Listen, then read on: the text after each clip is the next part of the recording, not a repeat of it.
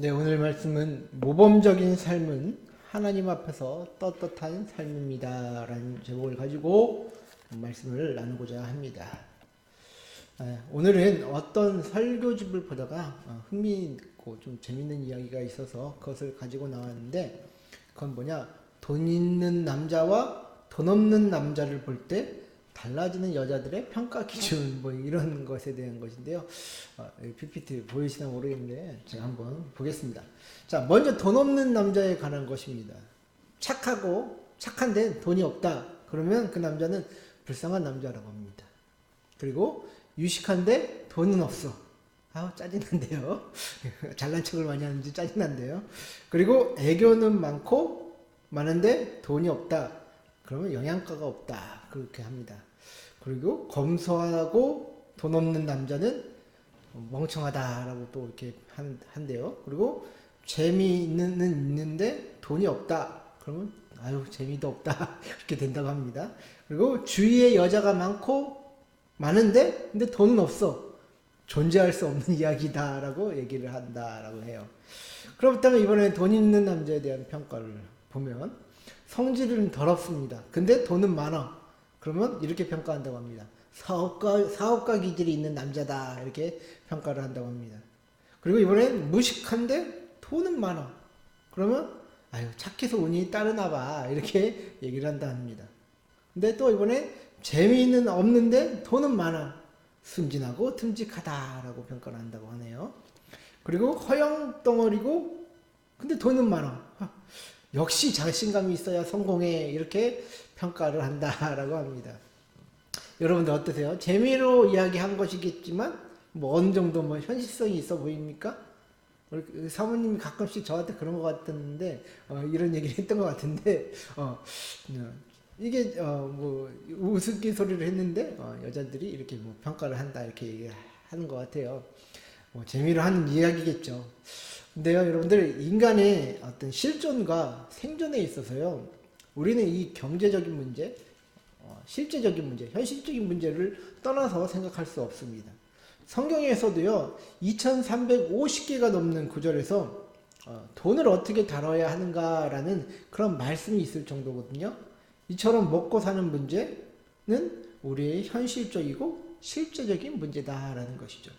그래서 저는 먹고 사는 문제를 이렇게 풀어나가는 것도 영적인 범위에 포함되는 부분이다라고 생각을 합니다.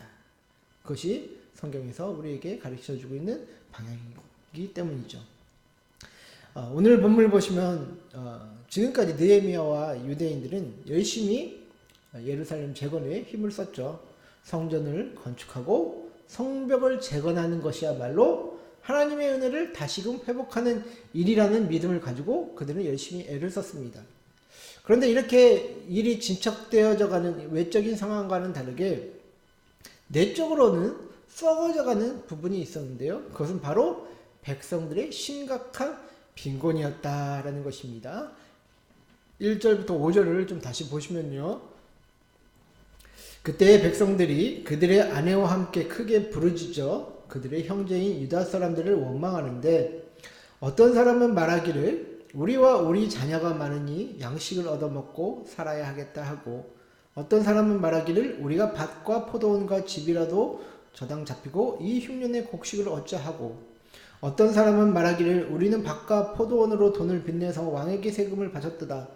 우리 육체도 우리 형제의 육체와 같고 우리 자녀도 그들의 자녀와 같거늘 이제 우리 자녀를 종으로 파는다. 우리 딸 중에 벌써 종된 자가 있고 우리의 밭과 포도원이 이미 남의 것이 되었으나 우리에게는 아무런 힘이 없도다 하더라. 자, 지금 백성들의 문제가 나오죠. 이 백성들의 문제는 이제 정리를 하면 세 가지 유형으로 정리할 수 있을 것 같습니다. 첫 번째는 뭐냐? 식구는 많은데 식량이 부족한 경우죠. 느헤미야가 이제 이 건축 사업을 했을 때 이 건축자들에게 어떤 임금을 지불했다라는 그런 정보가 없습니다. 이들은 아마 어렵게 성벽 재건에 동원되고 자기들의 힘으로 식량을 구입하는 사람들이었을 것이다라고 봅니다. 그래서 그런지요, 이 유대 사람들의 그 헌신은 참 귀한 것이지만 그들의 삶의 형편은 굉장히 어려웠을 것이다라고 볼 수 있는 것이죠. 경제적 상황이 열악했기에 오늘날 뭐 이렇게 화폐 가치가 이게 화폐가 이렇게 통용돼서 뭐 물건을 사고 팔 수 있는 시대가 아니었기 때문에 굉장히 그 먹는 것 자체도 이제 불안전했지 않았겠습니까? 그래서 식구가 많은 백성들이 이제 식량이 부족한 그런 경우가 바로 첫 번째 유형의 경우고요. 두 번째는 뭐냐?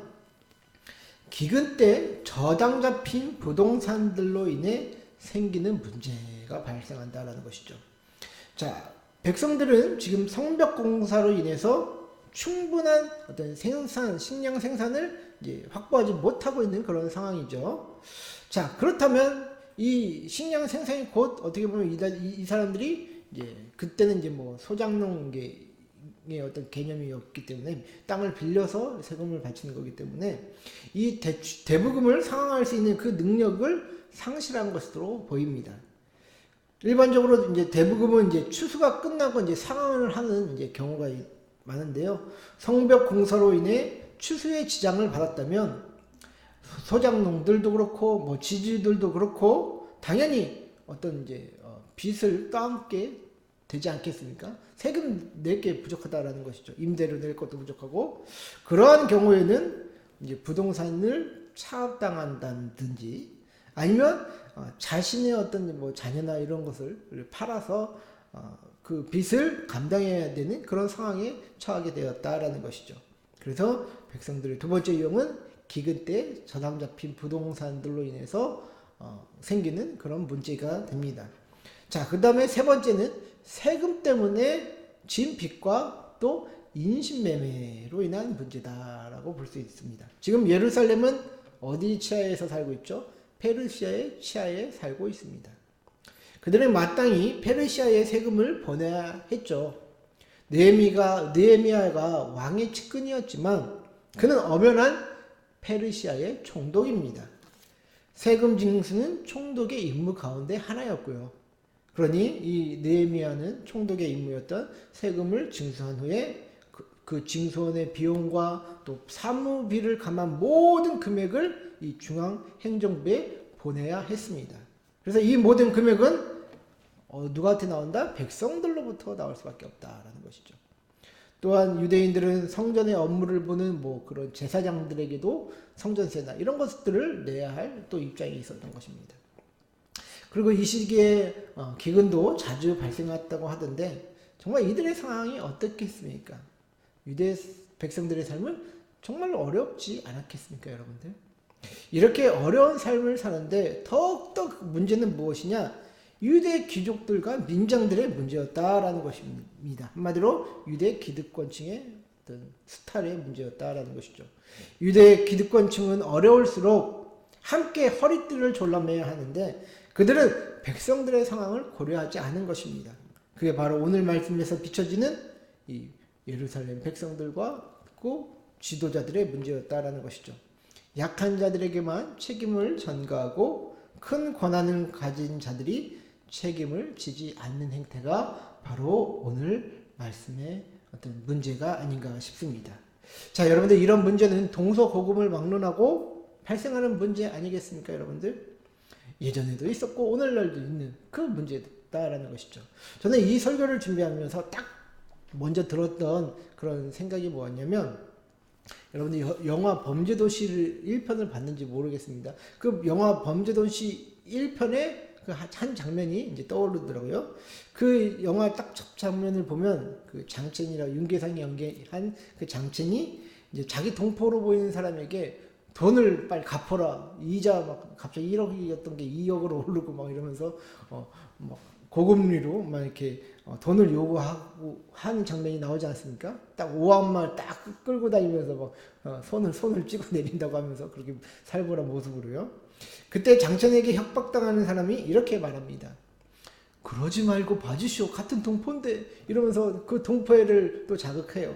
그러자 그 장천이 협박합니다. 손모가지에 하나씩 천을 깎아준다고 하면서 말입니다. 그렇게 살벌하게 얘기하면서 동포도 뭐도 상관없이 돈 다 갚을 때까지 너는 마음대로 죽지도 못한다라고 하면서 엄청난 협박을 하면서 그런 장면이 저는 이렇게 생각이 나더라고요. 이게 우리가 사는 무서운 현실 아니겠습니까, 여러분들? 인간은 돈 앞에 그 누구도 예의가 없다라는 것이죠. 돈 앞에 자기 부모 형제도 없는 세상이 바로 우리가 사는 오늘날의 세상인데 하나님의 백성들이라고 예외가 있겠습니까? 오늘 우리가 보는 말씀은 이런 현실을 적나라하게 보여준다라는 것이죠. 그래서 우리는 이 현실적인 문제에 있어서 어떻게 해결해 나갈지 항상 고민을 해야 된다라는 것입니다. 그래야지만 하나님 나라의 백성과 나라가 이방 백성, 이방 나라의 모습으로 변질되지 않기 때문입니다. 여러분들 혹시 그 얘기를 들어보셨나 모르겠습니다. 중진국의 함정이란 말 들어보셨어요? 중진국의 함정. 자, 이 말은 경제 용어인데요. 도상국이 초반에는 이제 순조롭게 성장하다가 이제 1인당 국민소득 14,000달러의 장벽을 돌파하지 못하고 경제 규모가 줄어드는 것을 보며 만들어진 용어가 중진국의 함정이라는 경제 용어입니다. 1945년 이후 독립한 국가들 중에 1인당 국민소득 14,000달러를 돌파한 나라는 우리나라와 대만 이 두 나라밖에 없다라고 얘기를 합니다. 그래서 수많은 학자들이 이를 가지고 고민합니다. 왜 이렇게 많은 나라가 빈곤의 악순환에서 벗어나지 못할까 하는 그런 이제 고민을 이제 경제학자들이 하게 되었는데요. 그래서 크게 세 가지 요인을 말하더라고요. 첫 번째는 뭐냐? 낮은 임금, 두 번째는 어떤 그러니까 동기 유발이 안 된다. 그 다음에 세 번째는 뭐냐? 교육 수준. 이 세 가지 악순환 때문에 이 중진국들이 더욱더 이제 발전하지 못한다라고 얘기를 하더라고요. 그래서 오늘날은 이제 뭡니까? 이제 기초소득인 거 뭡니까? 최저임금이 높아서 문제지만, 그때 당시 이제 농업사회에서 개발도상국, 농업사회에서 산업사회로 이제 발전할 때는 낮은 임금이 문제의 시발점이 되는 것이 왜 그러냐면, 보통 이 농업사회에서는 이제 소작농이 이제 그 지주에게 땅을 빌려서 거기서 나오는 생산물로 이렇게 이 빚을 갚고 임대료를 갚고 하는 이런 이제 시스템이잖아요. 그런데 이 지주들은 이 땅값을 임대료를 많이 올려도 이 밑에 있는 소작농들은 이제 낮은 임금을 받더라도 할 수밖에 없는 구조다라는 것이죠. 왜냐하면 이 노동력이 싸기 때문에 니네들이 하기 싫어? 그럼 난 딴 애들 빌려올 거야. 이러면서 하기 때문에 이렇게 이 사람들이 소작농으로 빌려줄 땅들은 얼마든지 있고 또 거기에 들어올 사람들은 얼마든지 있기 때문에 이렇게 지주들의 횡포가 있다라고 합니다. 그리고 동시에 높은 이자로 돈을 빌려주는 고리대금도 보통 지주들이 많이 행했다라고 얘기를 해요. 자, 이렇게 될 때 지주들은 생산량에 관심을 가질까요? 안 가질까요? 사모님, 생산량에 제가 너무 갑자기 경제 공부를 시키니까 생산량에 고민을 많이 할까요? 안 할까요? 지주들이 소작농 말고 땅에서 소출을 많이 나오길 바랄까요? 아니죠. 지주들은 아닙니다. 왜? 생산량은 소작농들만 관심이 있는 거지 지주들은 관심이 없다라는 것입니다. 그런데 이 생산량을 늘리려면 어떻게 해야 됩니까? 투자를 해야 되죠. 비료도 뿌리고 농기구를 사서 이렇게 이제 이렇게 일을 좀 수월하게 할 수 있게끔 이렇게 해야 된다라는 것이죠. 그런데 이제 소작농들은 그럴 만한 능력이 없습니다. 그런 능력을 가진 사람들이 지주들이다라는 것이죠. 근데 지주들은 그렇게 투자하지 않는다 합니다. 왜냐하면 그들은 굳이 생산량 높이지 않아도 이제 돈을 빌려주고 받는 이자도 있고 오히려 이 사람들이 대출금을 갚지 못할 때 오히려 담보 잡은 그런 땅들을 자기들이 이렇게 취해서 땅을 늘리는 것이 이 지주들의 더 이제 유리하기 때문에 이런 어떤 이제 생산량을 늘리려는 동기가 없다라는 것입니다. 자, 그렇게 되면 이런 악순환이 반복되고 소작농들은 또 먹고 사는 문제에 빠지게 된다라는 것이죠. 그러면 뭐에 관심을 갖지 않는다? 교육에 관심을 갖지 않는다라는 것입니다. 실제로 우리나라 해방 직전인 1944년도에 일제가 시행한 인구 센서스에는 15세 이상 인구 중 무학력자의 비중이 남자는 80%, 여자는 94%에 달했다고 합니다. 그랬던 나라가 현재는 고학력자가 넘쳐나고 1인 소득 36,000달러를 넘는다는 것은 정말 엄청난 기적이다라는 것이죠. 자, 이게 우리나라 건국시 토지개혁을 잘했기 때문에 그 사회재산을 잘 보장할 수 있는 그런 시스템을 갖춰졌기 때문에 이게 좀 이게 이렇게 될 수 있었다라고 얘기를 합니다. 그래서 땅을 이제 소수가 지배하는 것은 어떻게 보면 빈부격차를 만드는 것의 원인이 될 수 있다라는 것이죠. 그래서 성경에서는요, 하나님이 이스라엘에게 당부하셨던 것이 무엇이냐?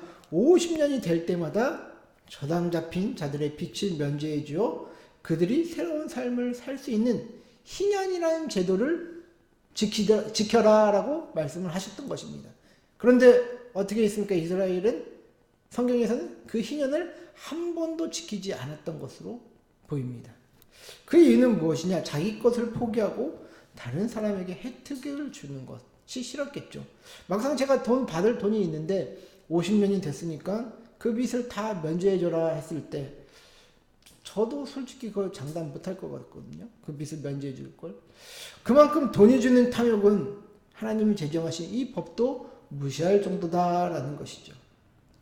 자, 이런 인간의 어떤 그런 기본적인 죄의 속성이 있는데, 자, 이 느헤미야는 그러면 가진 자가 약한 자의 것을 착취하는 이 과정을 어떻게 풀어나갔을까? 우리가 그것을 좀 살펴봐야 되는데요. 크게 두 가지 측면이 있습니다. 하나는 치리와 또 두 번째는 자신의 솔선수범이다라는 것이죠. 6절부터 9절까지의 말씀 한번 다시 보시면요. 내가 백성의 부르짖음과 이런 말을 듣고 크게 노하였으나 깊이 생각하고 귀족들과 민장들을 꾸짖어 그들에게 이르기를 너희가 각기 형제에게 높은 이자를 취하는도다 하고 대회를 열고 그들을 쳐서 그들에게 이르기를 우리는 이방인의 손에 팔린 우리 형제 유다 사람들을 우리의 힘을 다하여 도로 찾았거늘 너희는 너희 형제를 팔고자 하느냐 더구나 우리의 손에 팔리게 하겠느냐 하매 그들이 잠잠하여 말이 없기를 내가 또 이르기를 너희의 소용이 좋지 못하도다. 우리의 대적 이방 사람의 비방을 생각하고 우리 하나님을 경외하는 가운데 행할 것이 아니냐. 자, 이렇게 하고 있습니다. 자, 7절을 보시면 귀족들과 민장들을 꾸짖어라는 단어가 있는데요. 히브리어 동사는 리브라는 단어를 씁니다. 이 단어는 이 꾸짖어에 해당하는 이 리브라는 단어는 논쟁하다라는 뜻이 있어요. 그것은 바로 이 느헤미야가 이제 법적 소송을 이제 진행하였다라고 볼 수 있는 부분이다라는 것이죠. 본래 율법은요 동족에게 이자를 받는 것을 금지하였습니다. 그런데도 백성의 지도자들은 이자 상환의 능력이 부족한 일반 백성들을 어떻게 보면 법으로 묶어서 그 재산을 합법적으로 갈취하고 있다는데 지금 문제의 심각성이 있는 것입니다. 느헤미야는 지금 외부 세력으로부터 이 유대인들을 해방시키려고 지금 노력했지만 오히려 그 유대인의 지도자들은 백성들을 노예로 삼고 갈취하는 것이 이들의 어떤 모습이었다는 것이죠. 얼마나 악한 모습이겠습니까?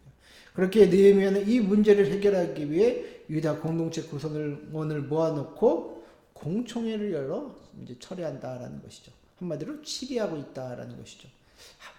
여기서 우리가 눈여겨보게 되는 것은요. 느헤미야가 이렇게 법적인 질서도 잡았지만 무엇보다도 신앙의 호소를 하고 있다라는 것이 참 눈에 띕니다. 9절을 보시면 우리의 대적 이방 사람의 비방을 생각하고 우리 하나님을 경외하는 가운데 행할 것이 아니냐 하고 이렇게 지금 말하고 있습니다. 자, 유대인들 안에서 행해지는 이런 귀족들의 수탈과 어떤 이제 평민들의 빈곤함이 밖에 알려지게 되면 어떻게 될까요?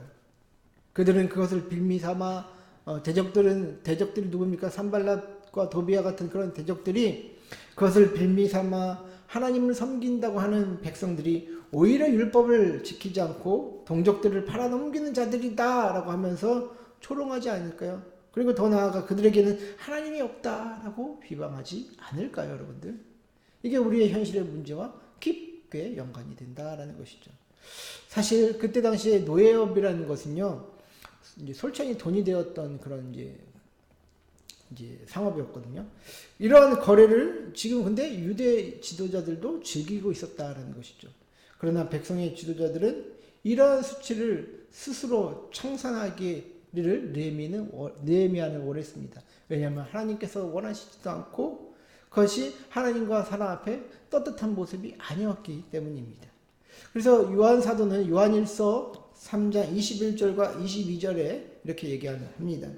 사랑하는 자들아, 만일 우리 마음이 우리를 책망할 것이 없으면 하나님 앞에서 담대함을 얻고 무엇이든지 구하는 바를 그에게서 받나니 이는 우리가 그의 계명을 지키고 그 앞에서 기뻐하시는 것을 행함이라.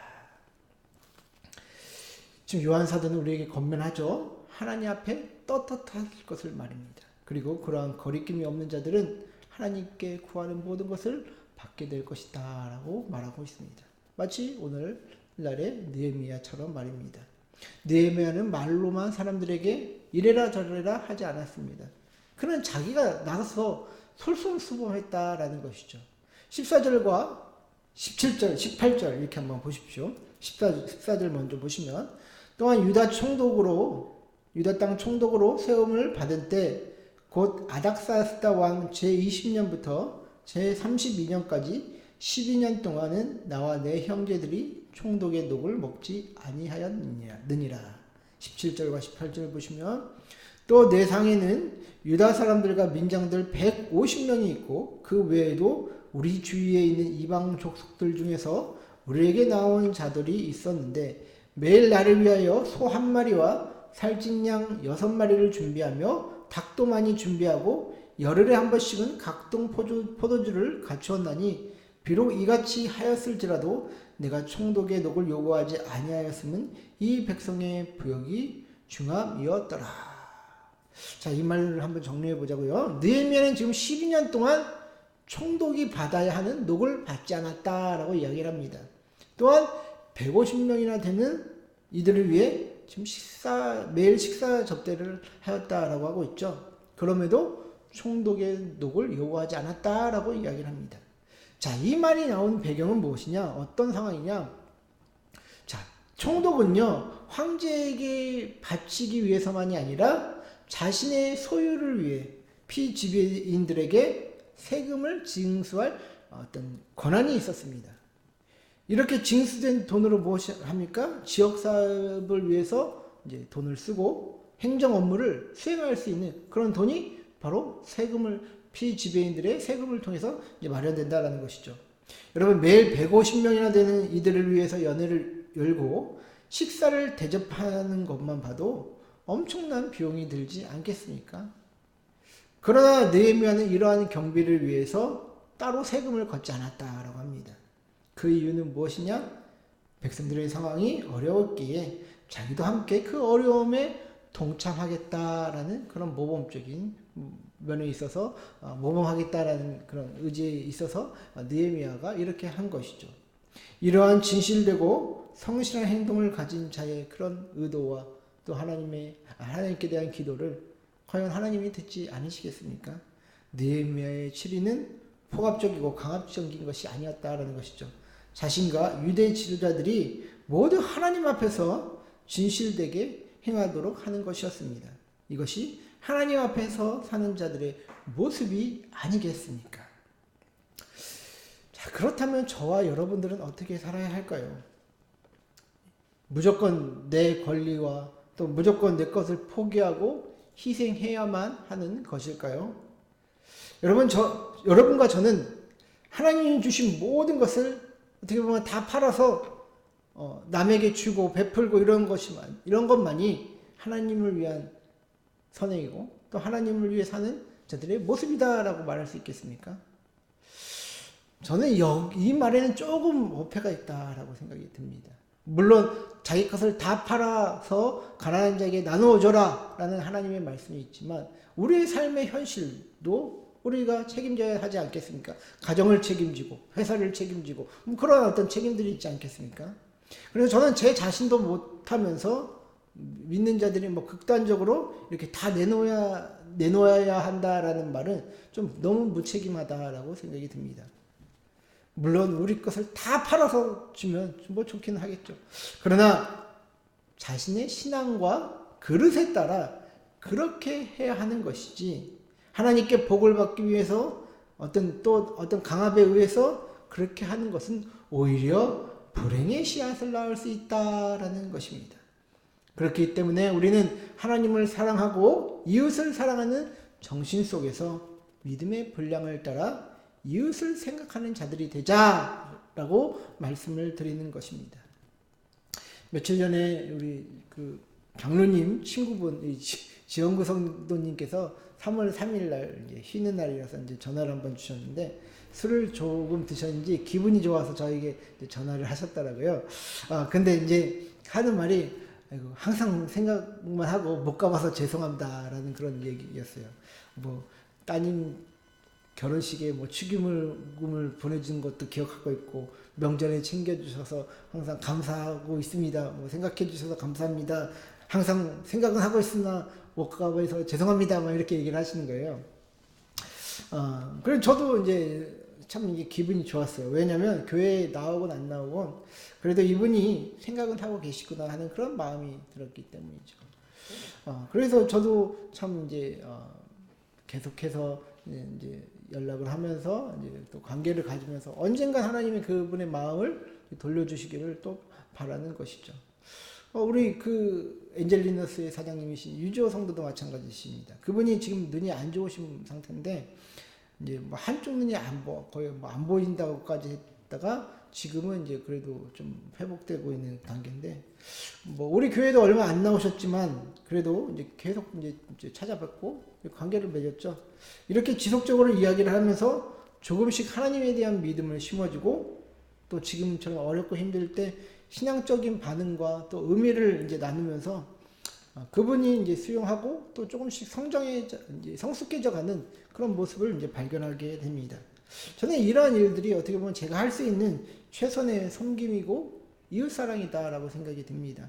뭐 먹을 것이 뭐 필요하고 한 자들에게는 솔직히 제 사비도 좀 털은 적도 있긴 있는데, 이런 분들에게는 제가 뭐 드려봤자 얼마나 드리겠습니까? 오히려 제가 받아야 될 형편인데, 그러나 서로 생각을 하며 나누며 관심을 갖는 것이 저의 상황에서 저의 그릇 안에서 할 수 있는 일이기 때문에 그렇게 하였다라고 말씀을 드리는 것입니다. 사랑하는 성도 여러분들, 여러분들의 삶과 상황과 여건 속에서도 이웃을 생각하고 섬겨야 할 때가 있으실 것입니다.